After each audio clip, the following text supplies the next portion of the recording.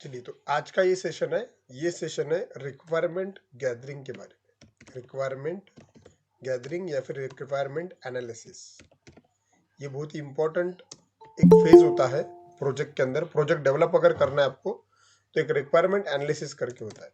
ठीक है, हालांकि ये रिक्वायरमेंट एनालिसिस डिजाइन के पहले होता है, लेकिन हम वैसे भी फ्री डिजाइन मतलब फ्री टेम्पलेट इस्तेमाल कर रहे हैं और हमने वो प्रॉपरली सेटअप भी कर लिया है, इसलिए हम ये फेज अब देख रहे हैं। नॉर्मली ये फेज पहले ही हो जाता है। ठीक है, अब रिक्वायरमेंट एनालिसिस क्या है? कोई भी प्रोजेक्ट बनाते वक्त आपको रिक्वायरमेंट क्या है प्रोजेक्ट की, वो आपके पास में होनी चाहिए और आप उस हिसाब से सब कुछ डेवलप करते हो। ठीक है, रिक्वायरमेंट एनालिसिस के बाद में जो मेन कंसेप्ट होता है वो होता है वायर फ्रेमिंग। मतलब हम जो कुछ करना चाहते हैं वो एक डिजाइन के फॉर्मेट में आपके पास में होना चाहिए, और उस डिजाइन को देख के, मतलब वो रफ डिजाइन रहेगा, उसको देख के हमें हमारा डेवलपमेंट करना पड़ता है। नॉर्मली जो बिग बजट प्रोजेक्ट होते हैं वो ऐसे काम करते हैं। हाँ, आपका प्रोजेक्ट एकदम छोटा मोटा होगा तो आपने ये चीज नहीं की तो भी चलेगा, लेकिन मैं चाहता हूँ कि आपको प्रोजेक्ट डेवलपमेंट की फेज एकदम प्रॉपर समझे। आप कहीं दूसरी कंपनी में जॉब के लिए गए तो फिर आपको इन फेजेस के बारे में पहले से नॉलेज हो, इसलिए मैं इसको, भले ही प्रोजेक्ट अपना छोटा है लेकिन मैं वो सारी फेजेस ले रहा हूँ जो एक कंपनी में फॉलो की जाती है। ठीक है, तो रिक्वायरमेंट एनालिसिस, तो मैं पहले प्रोजेक्ट का हेडिंग डाल देता हूँ ऊपर। अपना प्रोजेक्ट मैंने आपको पहले से बताया हुआ है, हम एम्प्लॉय ईआरपी तैयार कर रहे हैं, employ ERP system, this is our project name. और उसके अंदर हम ये दो चीज़ अभी देखने वाले हैं, एक है रिक्वायरमेंट एनालिसिस और दूसरा है वायर फ्रेमिंग उस एनालिसिस के ऊपर से कैसे करते हैं। ठीक है, सबसे पहले रिक्वायरमेंट एनालिसिस। अब देखो, रिक्वायरमेंट एनालिसिस मतलब क्या कि देखिए आपके पास में क्या होता है कि भाई ये प्रोजेक्ट जो है, एक तो आपको कंपनी देगी, या फिर अगर आप फ्रीलांसर हो, मतलब आप किसी कंपनी में काम नहीं करते, फ्रीलांसिंग करते हो, तो आपको डायरेक्टली क्लाइंट भी काम दे सकता है। तो आपका पहला रिक्वायरमेंट, आपका पहला काम ये होता है कि उसकी रिक्वायरमेंट क्या है वो समझ ले। ठीक है, चलिए, प्रोजेक्ट की रिक्वायरमेंट क्या है वो मैं सिर्फ मतलब लिख लेता हूँ। मैं जो लिखूंगा उसके ऊपर से मैं अभी वायर फ्रेमिंग क्रिएट करूंगा। ठीक है, मतलब ये प्रोजेक्ट कोडिंग वगैरह सब करने से पहले की चीजें हैं।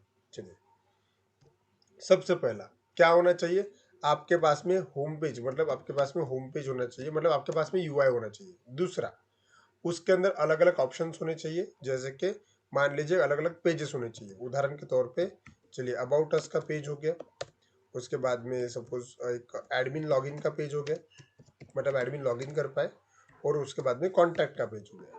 चलिए, ये चीज़ें है कॉन्टैक्ट।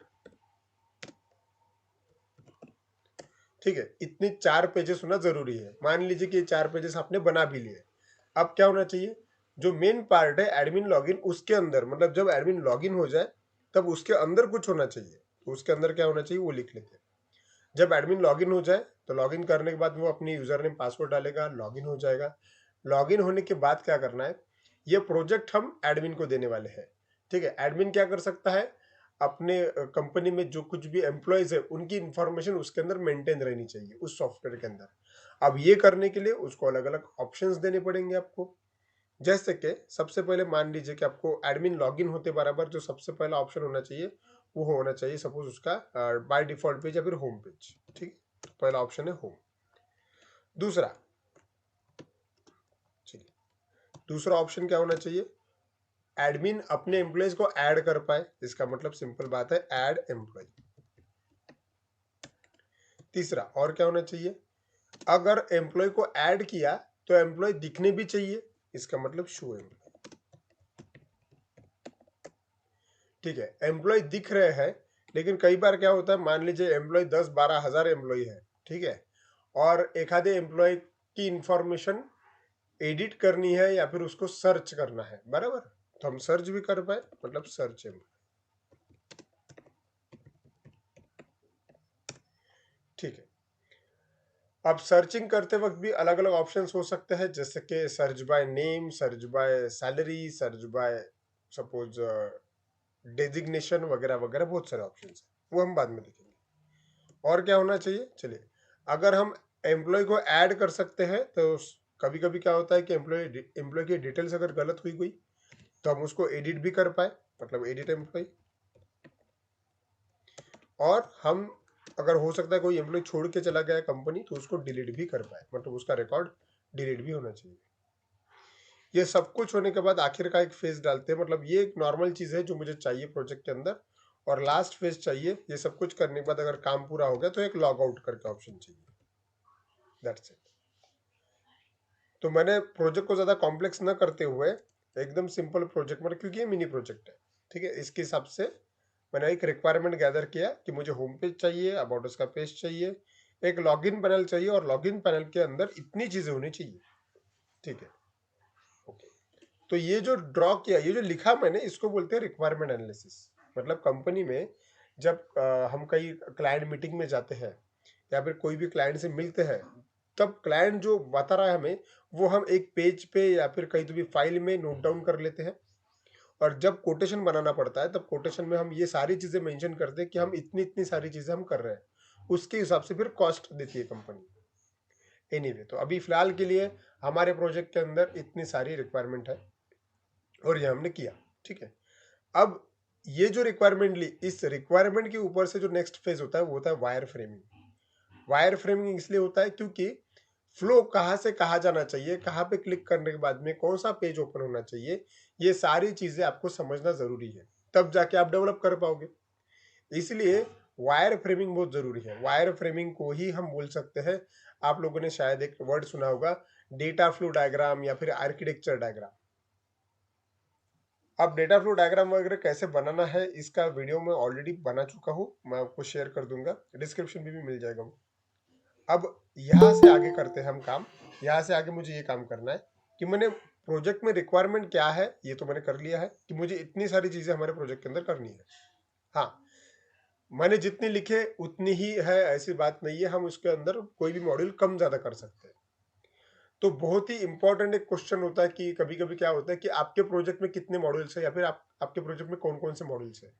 ऐसा होता है कई बार, हम जब स्टूडेंट लेवल पे ये करते हैं, तो ये जो लिखे हुए हैं अपन ने, ये सभी के सभी मॉड्यूल्स ही हुए हैं, ठीक है।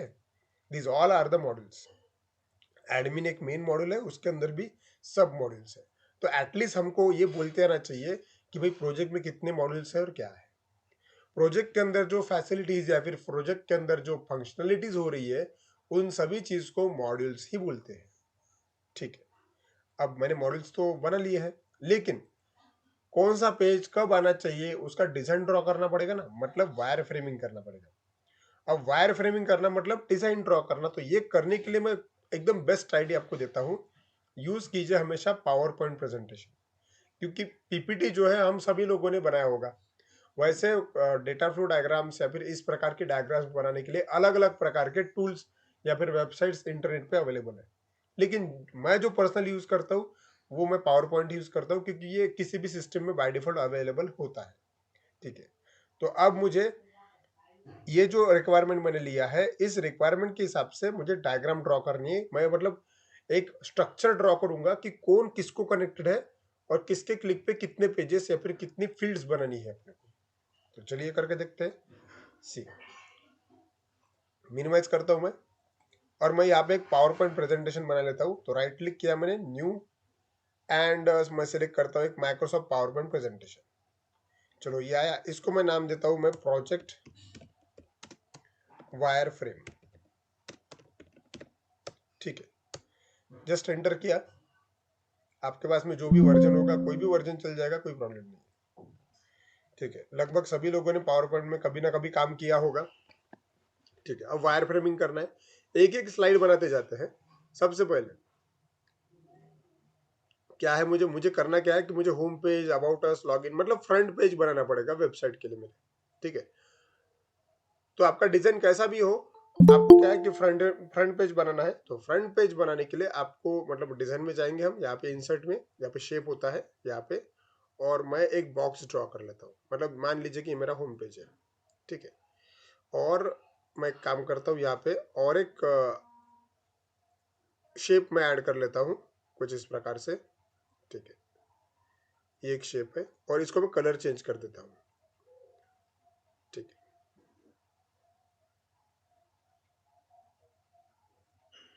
मतलब ये मेरा हेडर पार्ट है प्रोजेक्ट का, ठीक है। ये मेरा नीचे का एक कंटेंट पार्ट है प्रोजेक्ट का, और एक मैं शेप ऐड कर देता हूँ यहाँ पे। मतलब होने ये वाला है कि मैं इसी डायग्राम को, इसी डिजाइन को देख के मैं भी प्रोजेक्ट क्रिएट करूंगा, और आपको भी ऐसा ही करना चाहिए ताकि आप प्रोजेक्ट्स को अच्छे से समझ पाए। ठीक है, चलिए इसका मैं कलर चेंज कर देता हूँ। चलिए ये है मेरा मेनू बार।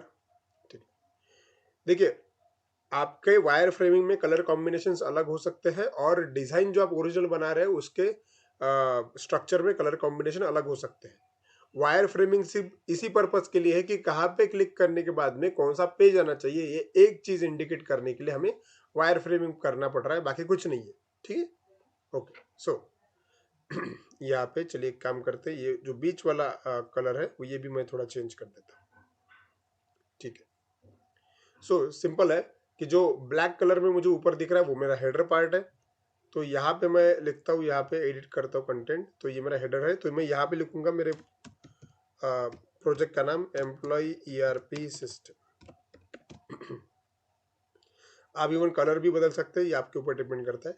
उसके नीचे जो लेने हैं वो चीज़ें मेरी सारी की सारी मेनू बार रहेंगी। ठीक है, तो मैं यहाँ पे मेनू बार्स क्रिएट करता हूँ। मेनू टेक्स्ट बॉक्सेस हम ले सकते हैं यहाँ पे। चलिए पहला होम पेज, उसके बाद में अबाउट बोला था मैंने, अबाउट अस। उसके बाद में थोड़ा स्पेसिंग दे देते यहाँ पे। चलिए ये है अबाउट अस। उसके बाद में एडमिन लॉगिन ऐसा बोला था। उसके बाद में थोड़ा स्पेसिंग, और उसके बाद में कॉन्टैक्ट। ठीक है, एनीवे तो इस प्रकार से मैंने मेरा मेनू बार भी बना लिया है। उसको बोल्ड कर सकते हैं आप इवन उसका कलर भी चेंज कर सकते हैं। जैसे कि ऑरेंज में ब्लैक सूट करता है तो मैं एक ब्लैक कलर ले लेता हूँ। दैट्स इट, ये मेरा मेनू बार है। ठीक है, बीच में अलग अलग कंटेंट है। ओके, उसके बाद में क्या करना है अभी, जहाँ तक कि मुझे याद है कि मेरे जो फ्रंट पेज का जो एरिया है यहाँ पे कुछ साइड बार वगैरह है। तो जस्ट मैंने साइड बार ले लिया। अब ये साइड बार ऑप्शनल है, आप चाहे तो डालिए, आप चाहिए तो मत डालिए, कोई प्रॉब्लम नहीं है। ठीक है, चलिए ये आपका साइड बार है। ठीक है, और यहाँ पे जस्ट मैं एक हेडिंग दे देता हूँ यहाँ पे कि ये साइड बार है करके।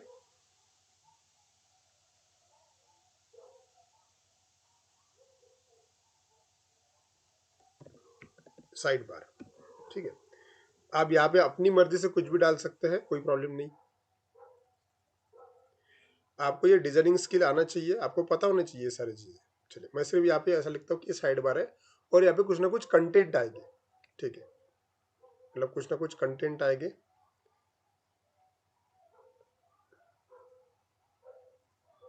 कंटेंट कुछ भी हो सकते हैं, मैं इसको डैश डैश ऐसा छोड़ देता हूँ कि these are will be contents. ठीक है, ये फिक्स नहीं होते हैं। ठीक है, ये कंटेंट है मेरे। एनीवे अब मेरा होम पेज रेडी हो गया है, और जहां तक कि मुझे याद है कि मैंने जो टेम्पलेट यूज किया हुआ है उस टेम्पलेट में भी ऐसा ही कुछ स्ट्रक्चर है, बस कलर कॉम्बिनेशन का फर्क है, लेकिन ऑप्शन यही है। मतलब अगर मेरी टीम में कोई काम कर रहा है और मैं चाहता हूँ कि होम पेज में उससे बनवा लूँ, तो मैं ये स्ट्रक्चर उसको दूंगा और उसको बोलूंगा कि हमें इस प्रकार का होम पेज बनाना है। ठीक है, अब ये उस डेवलपर की या फिर उस फ्रंट एंड डेवलपर की जिम्मेदारी कि वो मुझे वैसा का वैसा क्रिएट करके दे। ठीक है, कलर कॉम्बिनेशन आप अपनी मर्जी से चूज कर सकते हो। फिलहाल हम ये समझ रहे हैं कि ये सिर्फ अपना एक होम पेज है, ऐसा बनाना है, दैट्स इट। अब ये जो चीजें हो गई इनको मुझे लॉक करना है, तो इन सबको आप सिलेक्ट कर सकते हैं सिलेक्ट ऑल से, और कंट्रोल जी अगर आपने प्रेस किया, कंट्रोल जी, तो ये लॉक हो जाएगा। देखिए अब आप इसको कहीं पे भी मूव कर दिए, देखो इनके कंटेंट जो है वो हिलेंगे नहीं, फिक्स हो गए। मतलब ये है मेरा होम पेज, और मैं चाहूँ तो ऐसा हेडिंग भी डाल सकता हूँ, this is my home page. Home page, क्योंकि कंपनी में आपको ये सबमिट करना रहता है कि आपने क्या काम किया, आपने कैसे वायर फ्रेमिंग किया वगैरह वगैरह। तो आपने जो सबसे पहला काम किया कि आपने आपका होम पेज रेडी कर लिया। हाँ भले ही आपने कोड नहीं लिखा, लेकिन ये रेडी है कि ऐसा बनाना है। ठीक है, अब मैं क्या करता हूँ, अभी इसी स्लाइड को कॉपी करता हूँ। देखिए इसी स्लाइड को कॉपी करता हूँ, यहीं पे पेस्ट कर देता हूँ। कॉपी किया और यहीं पे पेस्ट किया, दैट्स इट। अब मुझे दूसरे स्लाइड पे काम करना है। ये मेरी पहली स्लाइड हो गई है, होम पेज। दूसरी स्लाइड में क्या करना पड़ेगा, मुझे सभी पेजेस बनाने पड़ेंगे, अबाउट अस का पेज, एडमिन लॉगिन का पेज, कॉन्टेक्ट अस का पेज, बराबर। अब पहले मैं एडमिन लॉगिन का पेज बनाता हूँ, तो इसी को मैं नाम दूंगा एडमिन लॉगिन पेज। ठीक है, और करना क्या है कि एडमिन लॉगिन पे अगर किसी ने क्लिक किया तो यहाँ पे लॉगिन बॉक्स आना चाहिए, दैट्स इट। ठीक, तो इंडिकेट करना पड़ेगा ना कि एडमिन लॉगिन पे क्लिक हुआ करके। तो एक काम करते हैं, मैं सिंपल एक बॉर्डर ले लेता हूँ कि मैं ये इंडिकेट कर पाऊँ कि एडमिन लॉगिन क्लिक हुआ। ठीक है, तो यहाँ पे सपोज मैंने ऐसा क्लिक किया, ओके, और इसको हम जो फिल है वो फिल उसका निकाल देते हैं, मतलब नो फिल कर देते हैं, मतलब फिल नहीं रहेगा वो। और उसकी बॉर्डर जो है वो बॉर्डर मैं ऐसा इंडिकेट करता हूँ कि ये सपोज एक रेड बॉर्डर है, मतलब ये पता चलेगा कि हाँ एडमिन लॉगिन पे क्लिक हो रहा है। ठीक है, ओके, ठीक है, देखो बराबर उतना चीज़ हाईलाइट है, मतलब मैं एडमिन लॉगिन पे क्लिक कर रहा हूँ। ठीक है, अब यहाँ पे क्लिक करने पर क्या होना चाहिए कि लॉगिन बॉक्स आना चाहिए, तो लॉगिन बॉक्स क्रिएट करना पड़ेगा ना। तो चलिए क्रिएट करेंगे हम लॉगिन बॉक्स। फिर से एक आधा शेप ले लेते हैं।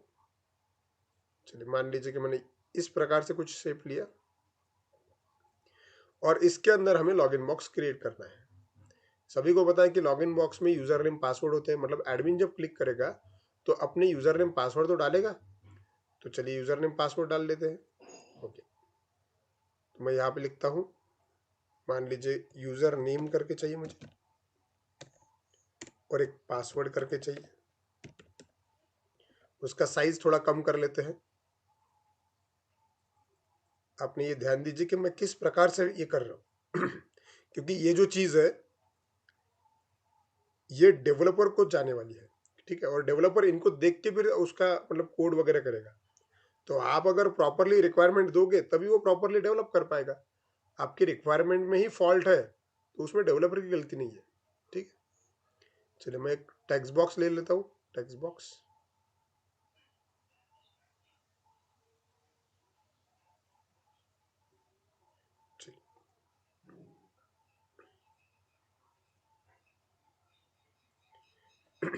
मान लीजिए टेक्स्ट बॉक्स है, यूजर नेम और पासवर्ड वाला, और एक अपने को सबमिट की बटन चाहिए। फिर से इंसर्ट कर लेता हूँ और एक सबमिट की बटन ले लेता हूँ, बटन जैसा कुछ तो भी होना चाहिए। चलिए, और इसको मैं नाम देता हूँ लॉगिन। तो ये मेरा लॉगिन वाला बटन हो गया है।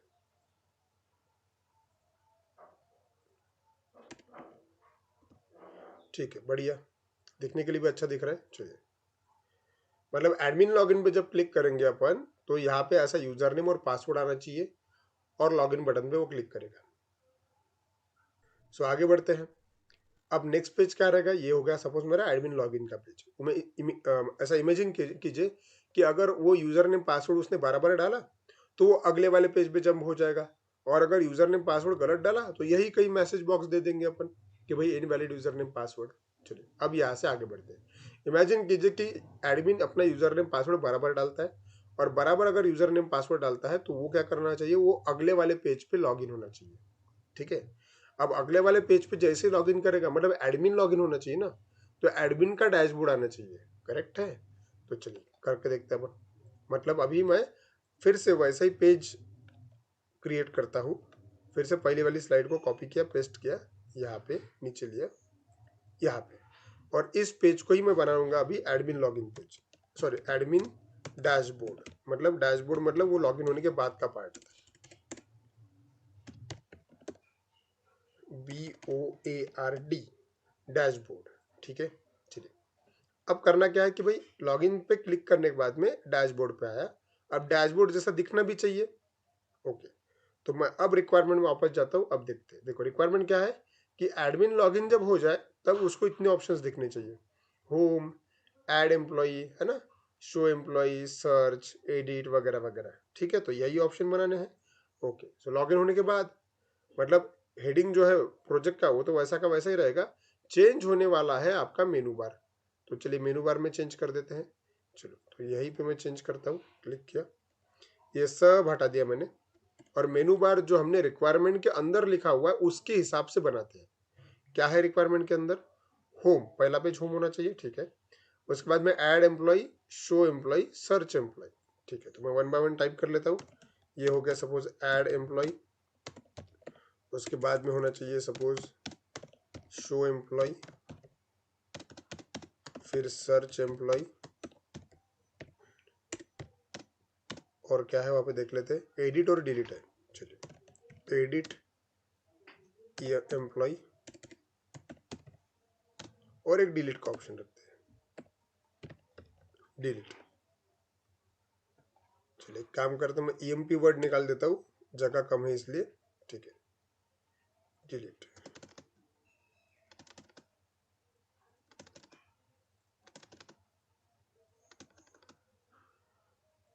ओके बढ़िया। और यहाँ पे एक लॉग आउट का ऑप्शन चाहिए था, ठीक है। मतलब आखिर में लॉग आउट का ऑप्शन दे देंगे अपन। तो मान लीजिए कि लॉग आउट के ऑप्शन के लिए मैं सपोज यहाँ पे एक एरो दे देता हूँ, क्योंकि वहाँ पे जगह कम है, ठीक है। तो ये जो एरो है, इमेजिन कीजिए ये एरो है लॉग आउट वाला, ठीक है। ओके चलिए आगे बढ़ते हैं अभी। अब मतलब एडमिन जब लॉगिन होगा तो उसको ऐसा दिखना चाहिए, लेकिन एडमिन की फोटो भी आनी चाहिए। मान लीजिए कि मुझे फोटो भी चाहिए एडमिन की, और यहाँ पे वर्ड भी आना चाहिए। सपोज मैं ऐसा लिखना चाहता हूँ, यहाँ पे मैं चेंज करूंगा साइड बार में, क्योंकि लगना चाहिए ना कि एडमिन लॉगिन हुआ, ठीक है। तो एक काम करते हैं, बाजू में एडमिन की फोटो आनी चाहिए, तो एडमिन की फोटो ले लेते हैं एक आधी। अब मैं फोटो जो है नेट पे से डाउनलोड कर लेता हूँ। आप अपनी भी फोटो डाल सकते हो, कोई प्रॉब्लम नहीं। आप किसी कंपनी की फोटो डाल सकते हो, कोई प्रॉब्लम नहीं।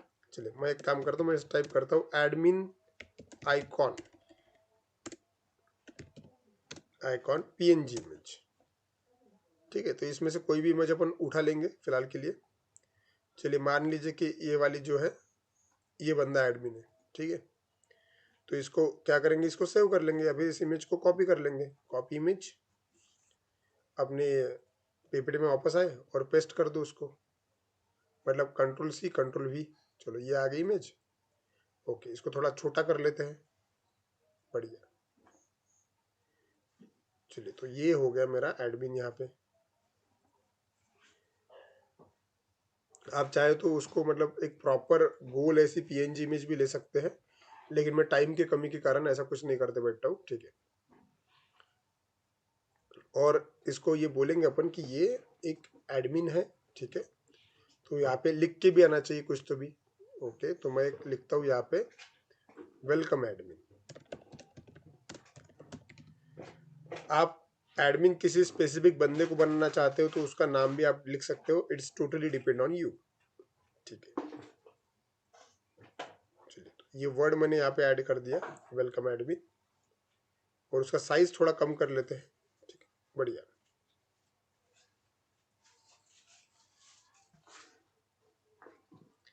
ठीक है, तो मुझे जैसा चाहिए था ये बिल्कुल वैसा ही है, ओके।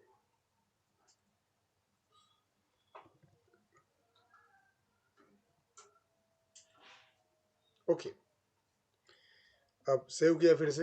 हाँ अब ये क्या बन गया, ये बन गया अभी एडमिन डैशबोर्ड। मतलब यूजर ने पासवर्ड डालने के बाद में इस प्रकार का अपीयरेंस आना चाहिए, ऐसा पेज आना चाहिए। वहां पे उसकी फोटो भी हो, वहां पे उसका नाम भी हो, और उसके ऑप्शंस भी अलग अलग हो, ठीक है। तो अब यहाँ से आगे मतलब वो क्या करेगा, ऐड एम्प्लॉय करेगा, शो एम्प्लॉय करेगा, सर्च एम्प्लॉय करेगा। तो ऐड एम्प्लॉय पे क्लिक करने के बाद में कुछ तो भी आना चाहिए ना, करेक्ट। तो ये अपना डैशबोर्ड रेडी है। इसको सिलेक्ट ऑल कर लेना और कंट्रोल जी करना, मतलब ग्रुप, मतलब ये एक ग्रुप में आ गया अभी, दैट्स इट। मतलब इसको मूव करना आसान हो जाता है, देखिए। नहीं तो क्या होता है कि मूव करते वक्त कंपोनेंट इधर उधर चले जाते हैं, इसलिए। ओके ये फिक्स हो गया, परफेक्ट, जैसा मुझे चाहिए था ये बिल्कुल वैसा ही है। अब इसको ही कॉपी करते, इसको ही पेस्ट करते हैं, मतलब स्लाइड को ही कॉपी किया और वहीं पे जगह पे पेस्ट कर दिया। क्यों, क्योंकि अब मुझे ऐड एम्प्लॉय के बारे में मतलब क्रिएट करना है। जब मान लीजिए कि जब बंदा ऐड एम्प्लॉय पे क्लिक करेगा तब कुछ तो भी होना चाहिए। जाहिर सी बात है कि ऐड एम्प्लॉय पे क्लिक करेगा तो उसको एक रजिस्ट्रेशन का फॉर्म आना चाहिए। चलिए ठीक है, बना लेते फिर। जैसा हमने यहाँ पे दिखाया कि भाई एडमिन लॉगिन पे क्लिक हुआ तो ये पेज आया, सेम वैसा ही यहाँ पे हम दिखाएंगे कि भाई ऐड एम्प्लॉय पे क्लिक करेंगे तो क्या पेज आएगा। चलिए तो पहले मैं एक काम कर लेता हूँ, ऐड एम्प्लॉय को हाईलाइट कर लेता हूँ, ठीक है। तो ऐड एम्प्लॉय को हाईलाइट करने के लिए मैं ऐसा एक शेप लेता हूँ, यहाँ पे राइट क्लिक, मैंने करके दिखाया था आपको। कलर इसका निकाल दीजिए, मतलब नो फिल, और उसका जो शेप आउटलाइन है वो ये कर देते, मतलब रेड कर लेते। और आप चाहे तो उसका वेट भी बढ़ा सकते हो दिखाने के लिए। परफेक्ट, ये वेट ठीक है। देखो मतलब ऐसे पता चल रहा है कि हाँ भाई ऐड एम्प्लॉय पे क्लिक हो रहा है।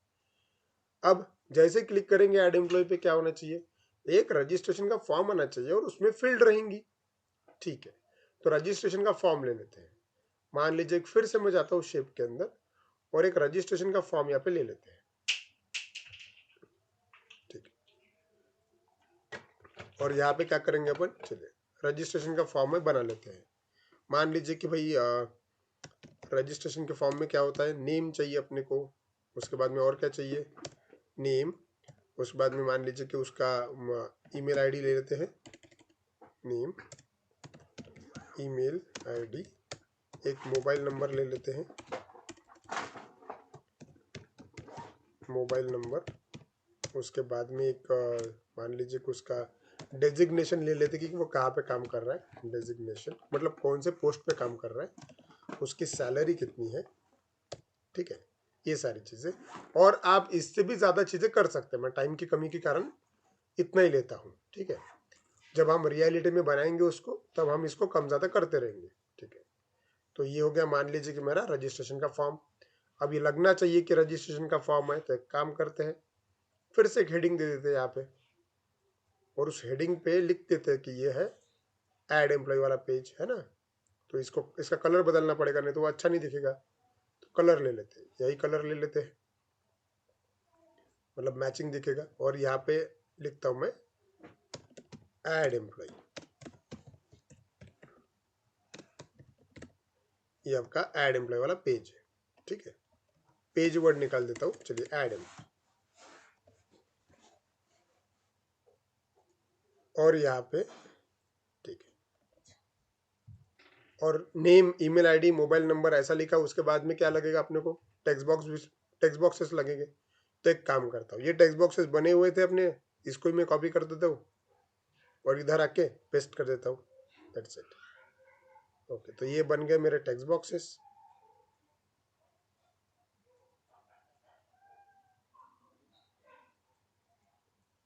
ठीक है, नेम वाला टेक्स्ट बॉक्स उसको ही कॉपी पेस्ट किया, ईमेल आईडी वाला टेक्स्ट बॉक्स उसको ही कॉपी पेस्ट किया, मोबाइल नंबर के लिए भी टेक्स्ट बॉक्स लगेंगे, सेम टू सेम डेजिग्नेशन के लिए,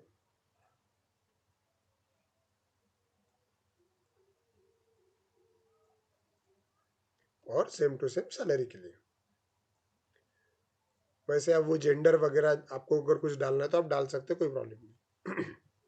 मैं सिर्फ वायर फ्रेमिंग कर रहा हूँ, रिक्वायरमेंट बदलती रहती है क्लाइंट्स की, ये फॉर्म ऐसे कैसे रहेंगे ये ज़रूरी नहीं है। ठीक है, तो इज जस्ट फॉर, हम सीखने के लिए कर रही है। ठीक है, और एक काम करता हूँ, जैसे लॉगिन का बटन लिया था वही बटन में कॉपी पेस्ट कर देता हूँ यहाँ पे। बस लॉगिन के जगह यहाँ पे क्या लेंगे अपन, नाम सबमिट दे देंगे, सबमिट, दैट्स इट, सेव।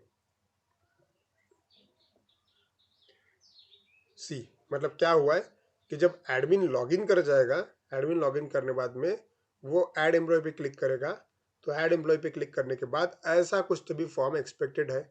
और ऊपर जो नाम दिया गया है इसको मैं नाम चेंज कर देता हूँ, ये है ऐड एम्प्लॉय वाला पेज, ऐड एम्प्लॉय, सेव, बन गया।